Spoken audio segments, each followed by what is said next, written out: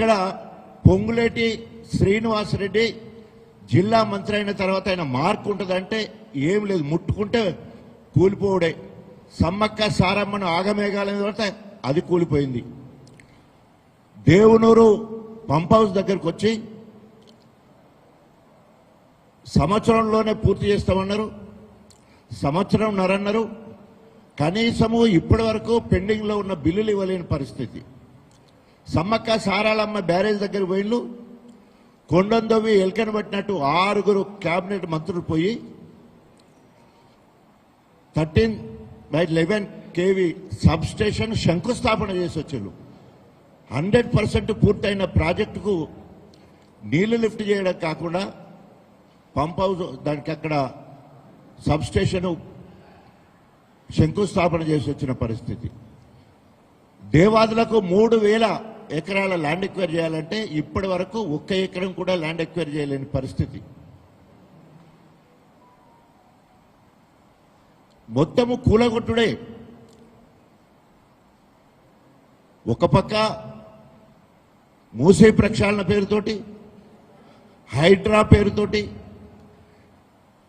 వీటికి అదనంగా వెలుగుమట్లలో పొంగులేటి సొంత జిల్లా 350 ఇళ్లను తెల్లారి వరకు నిలమట్టం చేసింది. మైనింగ్ మాఫియా హైదరాబాద్ నడిబొడ్డున ఎలాంటి పర్మిషన్ లేకుండా చేసిన పరిస్థితి. రెవెన్యూ మంత్రిగా అట్టర్ ఫ్లాప్, వరంగల్ జిల్లా ఇన్ఛార్జిగా అట్టర్ ఫ్లాప్.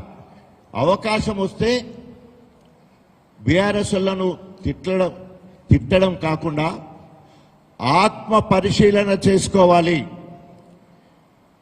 మీ రాహుల్ గాంధీ ఇచ్చిన డిక్లరేషన్, రాహుల్ గాంధీ మీద ఏమాత్రం గౌరవం ఉన్నా రైతులు పడే కష్టం ఒక్కసారి మీరు కళ్ళాలకు పోండి. దమ్ముంటే మీ ప్రజాపతి అంటున్నారు కదా, మా సర్పంచులు గెలిచిన అంటున్నారు, మా మున్సిపాలిటీ చైర్మన్లు గెలిచిన అంటున్నారు, మేము ఉప ఎన్నికల్లో గెలిచినామని చెప్పుకుంటున్నారు కదా. మీకు దమ్ము ధైర్యం ఉంటే ఒక్క కొనుగోలు కేంద్రానికి పోయి మళ్ళీ తిరిగి రండి. రైతులు రాళ్లతో కొట్టి చంపుతారు మిమ్మల్ని. రైతులు ఈరోజు ఆక్రోశంతో ఉన్నారు.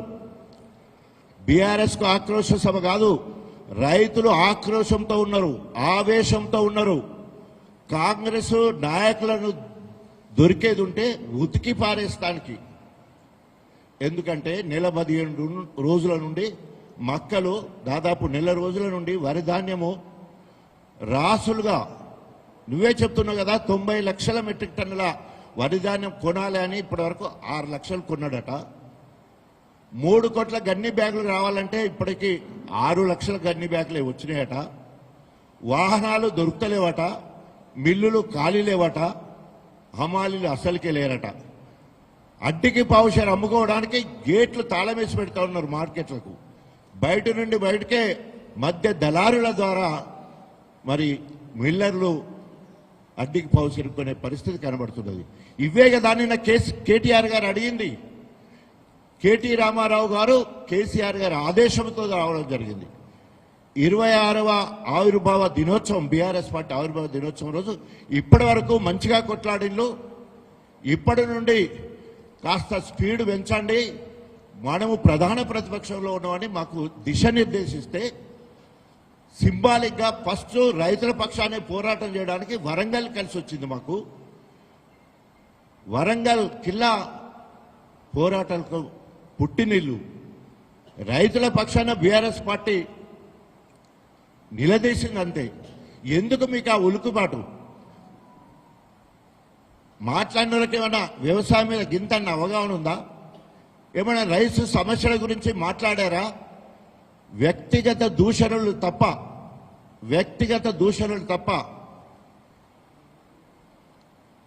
రేవంత్ రెడ్డి కంటే మేమన్నా తక్కువనా అని చెప్పేసి ఇత్తోటి పెడితే చెట్టోటి మొలుతుంది అన్నట్టు నిరూపించుకునే ప్రయత్నమే ఇక్కడ స్థానిక ఎమ్మెల్యే రాజేందర్ రెడ్డి కానీ నాగరాజు కానీ నిస్సిగ్గుగా మాట్లాడుతున్నారు. సభ్య సమాజము సిగ్గుపడే విధంగా ట్రాన్స్జెండర్స్తో పోతే దాన్ని ఆ ట్రాన్స్జెండర్ అనే వాళ్ళను కించపరిచినట్టు మాట్లాడే పరిస్థితి. సిగ్గుండాలి కదా. ఏది పడితే అది మాట్లాడితే సమాజము గమనిస్తున్నారు. కర్రు గాల్చి వాత పెడతారు. 2.5 సంవత్సరాలకే అట్టర్ ఫ్లాప్ ప్రభుత్వం. భారతదేశం మొత్తం అన్ని రాష్ట్రాల్లో ఏది అంటే అన్ని రంగాలలో వెనుకబడేసింది ఎవరంటే రేవంత్ రెడ్డి ప్రభుత్వం. నిరుద్యోగుల్లో చిట్ట చివరిలో ఉన్నాం. నెంబర్ 1గా ఉన్న తెలంగాణను చివరికి తీసుకొచ్చిన హీనుడు, చరిత్రహీనుడు రేవంత్ రెడ్డి. తప్పకుండా ఇది మొదలు మాత్రమే. ఇప్పటి నుండి అన్ని డిక్లరేషన్ల మీద వివిధ ఎక్కడెక్కడైతే మీరు డిక్లరేషన్లు ప్రకటించిలో చివరికి పోతాం. ఎస్సీ ఎస్టీ డిక్లరేషన్ చెప్పారు, అక్కడి నుండి మాట్లాడతాం. కామారెడ్డికి వెళ్ళిపోతాం, అక్కడి నుండి బీసీ డిక్లరేషన్ మీద మాట్లాడతాం. మహిళా డిక్లరేషన్ నిజామాబాద్ నుండి ప్రియాంక నిరుద్యోగుల గురించి హైదరాబాద్లో కూడా వారి గురించి మైనార్టీల గురించి తప్పకుండా మాట్లాడతాం. నిజం నిగ్గుదేల్తాం, ప్రజలను చైతన్యవంతం చేస్తాం. నిన్నటి సభతో రైతులను చైతన్యవంతం చేసినాం. వాళ్ళు ఎక్కడ కొనుగోలు కేంద్రాలు ఉంటే అక్కడ, ఎక్కడ రైతు వ్యతిరేక కార్యక్రమాలు చేపడుతూ కాంగ్రెస్ ప్రజాప్రతినిధులు తిరిగే వాళ్ళందరినీ ఎక్కడికక్కడ నిలదీయాలని నిన్న పిలుపునివ్వడం జరిగింది. ఆ రకంగా ముందుకు పోతామని చెప్పేసి తెలియజేసుకుంటూ, ఇప్పటికైనా కాంగ్రెస్ నాయకులారా నోరు అదుపులో పెట్టుకోండి, లేదంటే ప్రజలే మీ నాలుకలు చీచేస్తారని హెచ్చరిస్తూ సెలవు తీసుకున్నాం. జై తెలంగాణ.